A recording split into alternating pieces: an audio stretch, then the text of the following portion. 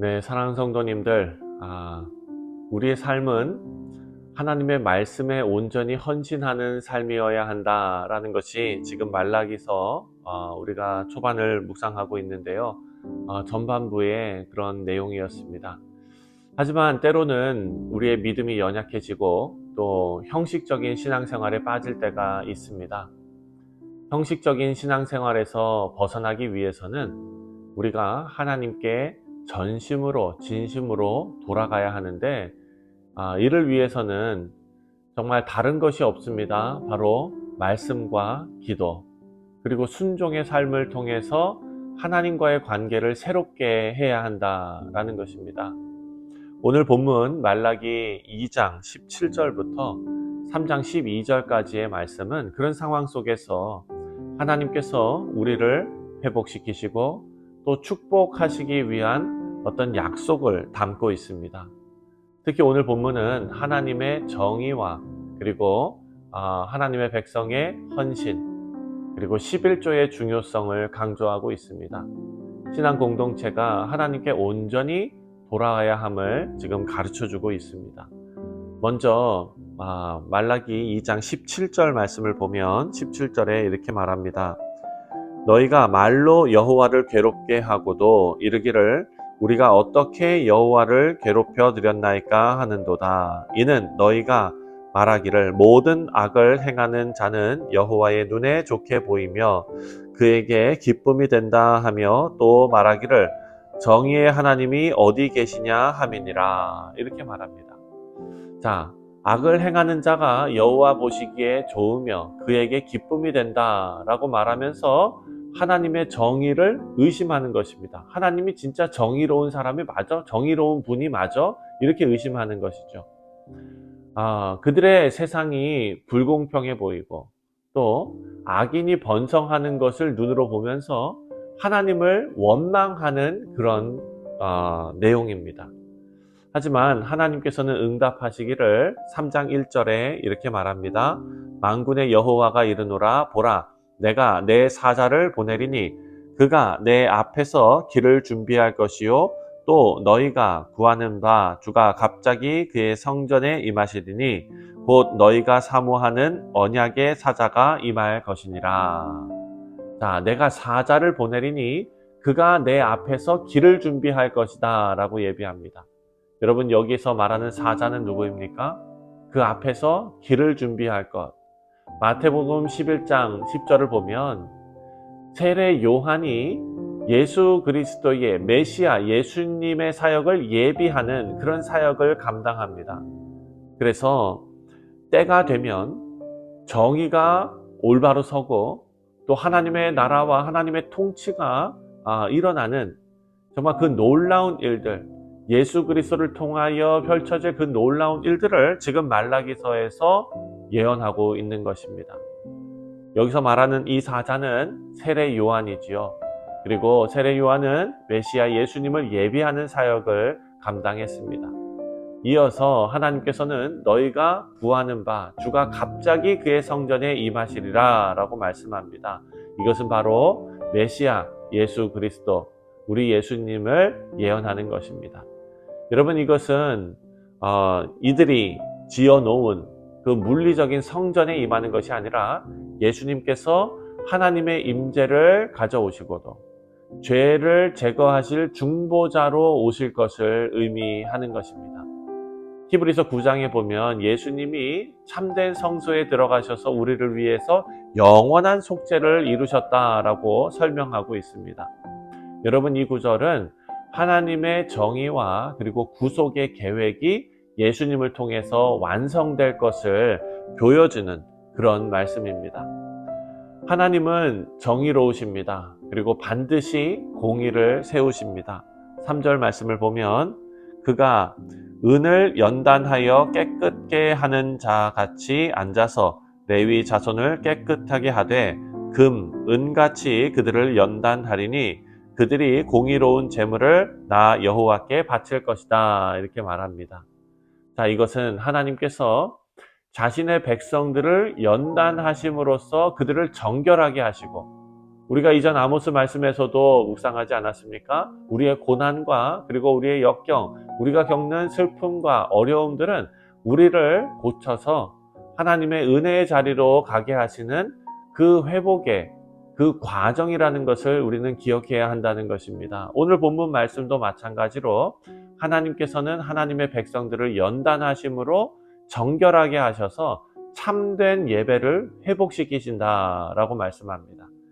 우리 사랑하는 성도님들, 우리는 세상의 불의를 바라볼 때 하나님 원망하기보다 하나님의 정의가 이루어질 것을 믿으면서 하나님 계획에 순종해야 할 것입니다. 자, 이어서 6절부터 7절 말씀을 보면은요, 하나님께서는 이 백성이 하나님께 온전히 돌아오기를 바라십니다. 6절 말씀입니다. 나 여호와는 변하지 아니하나니 그러므로 야곱의 자손들아 너희가 소멸되지 아니하느니라. 자, 너희가 소멸되지 아니하느니라. 하나님의 이런 신실하심이 우리의 소망입니다. 그러나 이 백성들은 하나님께로부터 멀어져서 하나님의 율법을 떠나 있었고, 그래서 7절 말씀을 보니까 만군의 여호와가 이르노라 너희 조상들의 날부터 너희가 나의 규례를 떠나 지키지 아니하였도다. 그런즉 내게로 돌아오라 그리하면 나도 너희에게 돌아가리라 하였더니 너희가 이르기를 우리가 어떻게 하여야 돌아가리까 하는도다. 자, 우리가 하나님께 돌아가는 길은 회개를 통해서 가능합니다. 그리고 이 회개는 그리스도의 은혜를 통해서 가능한 것입니다. 하나님께서는 우리의 죄와 연약함에도 불구하고 여전히 우리를 사랑하시고 돌아오기를 기다리고 계십니다. 우리 삶 속에서 하나님께 등을 돌린 부분이 무엇인지 우리가 다시 한번 생각해보고 하나님께로 우리의 마음을 향하는 믿음의 결단이 있는 우리 모두 되시기를 주님의 이름으로 축원드립니다. 자, 마지막으로 8절부터 12절 말씀을 보면 11조의 회복과 그리고 하나님의 축복이 기록되어져 있습니다. 하나님께서는 이스라엘 백성들에게 사람이 어찌 하나님의 것을 도둑질하겠느냐라고 말씀하셨습니다. 8절 말씀입니다. 사람이 어찌 하나님의 것을 도둑질하겠느냐. 그러나 너희는 나의 것을 도둑질하고도 말하기를 우리가 어떻게 주의 것을 도둑질하였나이까 하는도다. 이는 곧 11조와 봉헌물이라. 하나님께서 이렇게 책망하십니다. 그들이 11조와 헌물을 온전히 드리지 않은 것을 책망하시는데 11조는 하나님의 주권을 인정하면서 우리 모두의 소유가 하나님께 속해 있음을 고백하는 믿음의 행위입니다. 백성들은 이것을 게을리하면서 자신들의 유익만을 추구하고 있었습니다.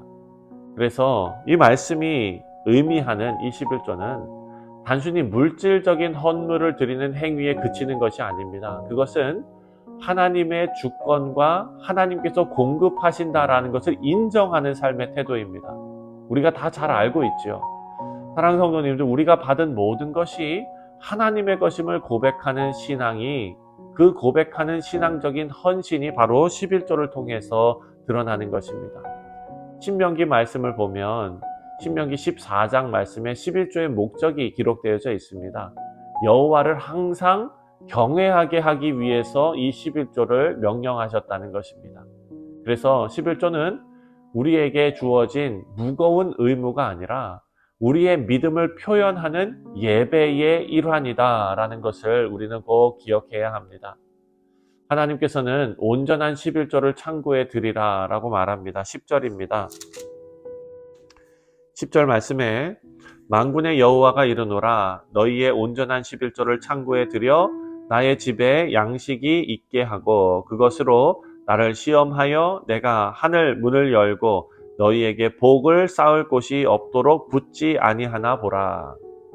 사랑하는 성도님들, 이스라엘 백성들은 성전에서 제사와 그리고 공동체 활동을 유지하기 위해서 11조를 바쳐야 됐습니다. 우리가 잘 알고 있죠. 11조는 구제하는 데 쓰입니다. 그리고 하나님의 일을 하는 레위인들을 위해서 쓰입니다. 하지만 이스라엘 백성들은 불성실함으로 인해서 하나님의 집이 텅 비어 있게 만들었습니다. 하나님은 이것을 바로잡고 백성들에게 축복의 약속을 주셨습니다. 내가 하늘 문을 열고 너희에게 복을 쌓을 곳이 없도록 붙지 아니하나 보라 라고 말씀하셨습니다. 여러분, 이것은 하나님께 헌신하는 자들에게 하나님께서 부어주실 놀라운 복, 넘치는 축복을 우리에게 약속하신 것입니다. 하나님께서 약속하시기를 내가 너희를 위하여 황충을 금한다 이렇게 말씀하셨습니다. 11절 12절 말씀을 보면 만군의 여호와가 이르노라 내가 너희를 위하여 메뚜기를 금하여 너희 토지 소산을 먹지 못하게 하며 포도밭의 나무 열매가 기한 전에 떨어지지 않게 하리니. 사랑하는 성도님들, 메뚜기 때 그리고 포도나무 열매가 다 떨어지는 흉년을 겪게 되는 것, 이것은 인간이 어떻게 할 수 없는 부분입니다. 이것은 하나님께서 해 주셔야 하는 부분입니다. 하나님께서는 백성들의 헌신에 대한 구체적인 응답으로 하나님께서만 하실 수 있는 그런 일들을 축복으로 약속하셨습니다. 이것은 물질적인 복을 넘어서 하나님과의 언약 관계가 회복될 때 공동체가 누릴 수 있는 풍성한 은혜를 상징하는 것입니다. 사랑하는 성도님들, 이 11조 규정은 단순하게 우리의 재정적인 문제가 아니라 하나님과의 언약 관계를 회복하고 또 공동체의 신앙적 중심을 바로잡는 그런 역할로서 오늘 본문에 등장하는 것입니다. 당시 이스라엘 백성들은 하나님의 주권을 인정하기보다 자신들의 필요 그리고 욕심을 우선시하면서 하나님과의 관계를 멀리 했던 것입니다. 11조는 백성들이 하나님께 돌아오고 하나님의 지배에 회복되고 공동체 전체가 영적으로 물질적으로 풍성해지는 길을 제시하고 있습니다. 여러분, 이것은 오늘날 우리에게도 동일하게 적용됩니다. 우리의 물질과 시간, 또 하나님께서 우리에게 주신 달란트, 이 모든 것을 하나님 앞에 드릴 때에, 우리의 삶을 하나님 앞에 드릴 때에 우리는 하나님의 주권을 인정하고 하나님의 축복을 경험하게 될 줄 믿습니다. 그래서 오늘 본문에 나오는 11조는 우리의 믿음과 헌신의 표현이고 하나님 나라를 위한 동역자의 역할을 감당하는 중요한 길이 되는 것입니다. 사랑하는 성도님들, 오늘 본문 말씀 2장 17절부터 3장 12절까지의 말씀은 하나님의 정의와 그리고 회복으로의 부르심 그리고 헌신의 축복을 말씀하고 있습니다. 우리는 하나님의 정의를 신뢰하고 예수 그리스도께서 이 땅에 오셔서 그 모든 것을 이루신다는 것을 믿고 그분의 말씀에 온전히 순종하는 삶을 살기를 바랍니다. 하나님께서 우리의 회개와 또한 헌신을 기뻐 받으시며 11조를 명령하신 그 하나님의 뒤에 있는 11조 정신과 우리에게 바라시는 그런 모든 것들을 우리가 깨닫고 풍성한 은혜로 하나님께서 응답하실 것을 믿는 복된 성도님들 되시기를 바랍니다. 오늘 우리 삶 속에서 하나님께 온전히 돌아가는, 또한 우리의 마음과 삶을 하나님께 드리고 하나님의 주권과 은혜를 인정하고 또 하나님께서 부어주시는 축복을 누리는 뉴욕 성실장로교회 모든 성도님들 되시기를 주님의 이름으로 축원드립니다. 기도하겠습니다.